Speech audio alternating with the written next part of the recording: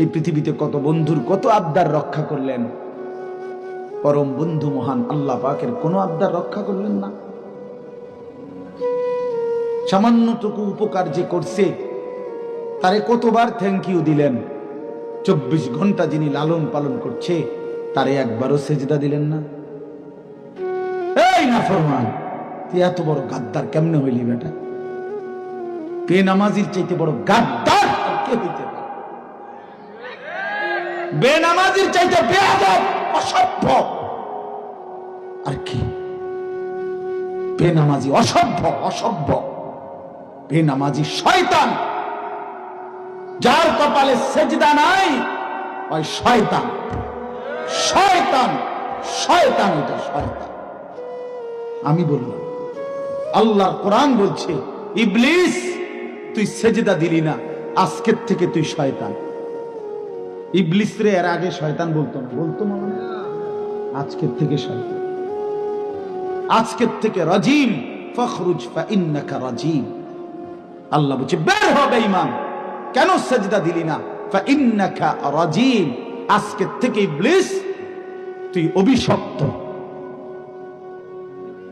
এজন্য বেনামাজি অভিশপ্ত, বেনামাজি শয়তান। ওয়া ইন্না আলাইকা লানাতা ইলা ইয়াউমিদ্দিন। আল্লাহ বলছে ইবলিস তুই আমারে সেজদা দিলি না, তো মনে রাখিস আজকের থেকে নিয়ে ইসরাফিলের ফু পর্যন্ত, কিয়ামত পর্যন্ত তোর উপরে আমি আল্লাহর লানত। এটাই তো তরজমা নাকি? কিয়ামত পর্যন্ত তুই নাম বেঈমানের উপরে আমি আল্লাহর লানত। এই জন্য বেনামাজি মনে রাখো, এই যুবক তোমরা যারা নামাজ পড়ো না, তোর উপরে আল্লাহর লানত, আল্লাহর লানত, তোর খোদার গজব তোর উপরে, মনে রাখিস। বলে না আমি ভাত খাই, ভাত, হ্যাঁ ভাত জন্তু জানোয়ারও খায়। আমি তো ঘুম যাই, ঘুম কুত্তাও যায়, কুকুরও খায়, কুকুরও পেশাব পায়খানা করে, কুকুরেরও যৌন চাহিদা পূরণ হয়, এই জন্য কুকুরেরও বাচ্চা কাচ্চা হয়।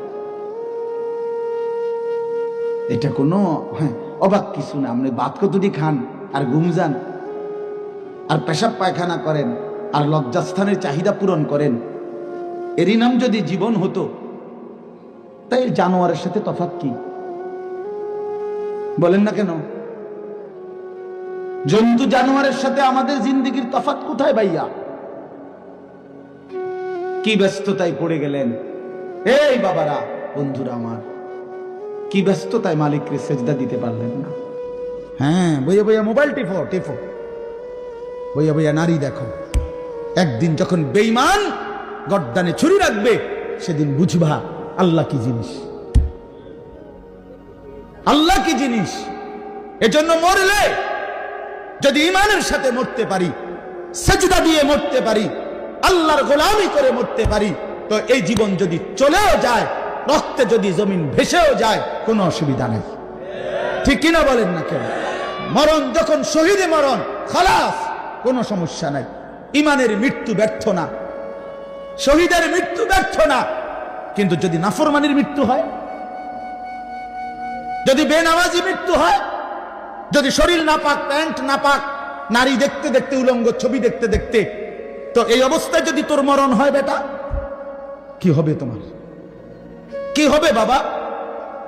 এজন্য দয়া করে আখিরাতের জন্য প্রস্তুতি নাও। এজন্য সারা পৃথিবী জুড়ে তারা জিহাদ ফি সাবিলিল্লাহর বিরুদ্ধে, আল্লাহর রাস্তায় যুদ্ধ, এর বিরুদ্ধে জঙ্গি, উগ্রবাদী, টেরোরিস্ট, সন্ত্রাসী ইত্যাদি বহু কিছিমের অপপ্রচার করে লাগাতার অব্যাহত এই পরিমাণ বলতে থাকছে যে অনেক মুসলমান সাধারণ মানুষ পর্যন্ত এটাকে ভয় পাইতে শুরু করছে, যে জিহাদ বললেই আতঙ্ক, কিতাল বললেই আতঙ্ক। অথচ কোরআনুল কারীমের প্রায় 600-র চাইতে বেশি আয়াতের মধ্যে আল্লাহ তাআলা জিহাদ ফি সাবিলিল্লাহর কথা বলছেন। তাহলে এতগুলো আয়াতকে অস্বীকার করার কোনো সুযোগ আছে? বলেন, কিভাবে অস্বীকার করে? কোরআনুল কারীমের একটি শব্দ কেউ যদি অস্বীকার করে, তাহলে তো সে কাফের, সে তো বেঈমান। তাহলে কোরআনুল কারীমের মধ্যে আল্লাহ তাআলা বারবার এই কথা স্পষ্ট বলছে, কোরআন শরীফে আছে। মক্কায় মুসলমানরা, কুরাইশরা, মক্কার কুরাইশদের মধ্যে মাঝে মধ্যে বিতর্ক হইত যে কেউ কাবা ঘরে হাজিদেরকে পানি পান করাইতো, কেউ হাজিদেরকে মেহমানদারি করত, কেউ কাবা ঘরের চাবি পাহারা দিত, কেউ কাবা ঘরের সংরক্ষণ করত, কাবা ঘরের ভবন ইত্যাদি প্রস্তুত করত, হাজিদের জন্য তাবু বানাইতো। তো এই খেদমতকে অনেক বড় মনে করত। তো একদিন নিজেদের মধ্যে তারা বলতেছিল যে এইটা সবচেয়ে বড় কাজ। তো আল্লাহ তাআলা কোরআনুল কারীমের সূরা আয়াত নাজিল করে বললেন, না, আল্লাহর উপরে ঈমান এবং জান মালের জিহাদ এটা সর্বশ্রেষ্ঠ কাজ। আজআলতুম সিকায়াতাল হাজ্জ ওয়া ইমারাতাল মসজিদিল হারাম কামান আমানা বিল্লাহি ওয়াল ইয়াউমিল আখির ওয়া জাহাদা ফি সাবিলিল্লাহি বিআমওয়ালিহিম ওয়া আনফুসিহিম লা ইস্তাবুনা ইনদাল্লাহ।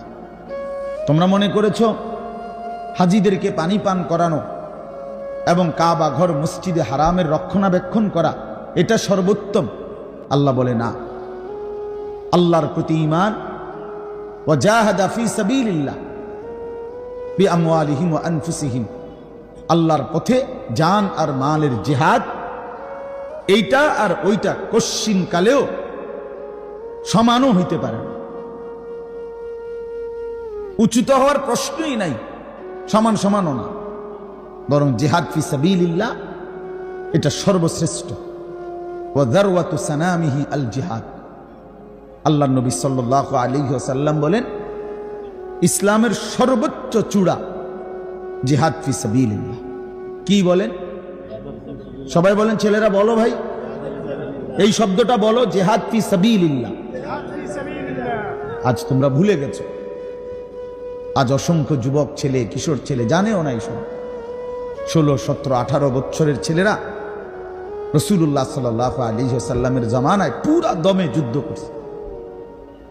পুরা 17, 18 বছরের অসংখ্য সাহাবী, 20 বছরের অসংখ্য সাহাবী যুদ্ধের ময়দানে সেনাপতি ছিলেন।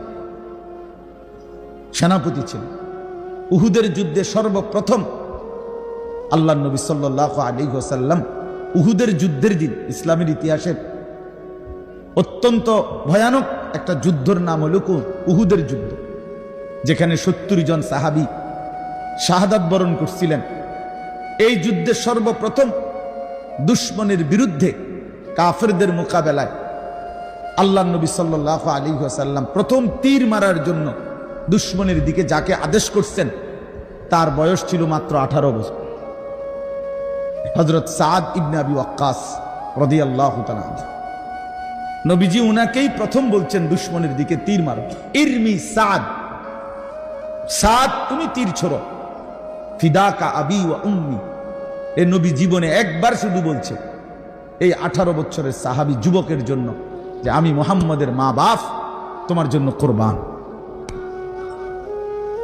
আর কোনদিন নবীজি এ কথা বলে নাই।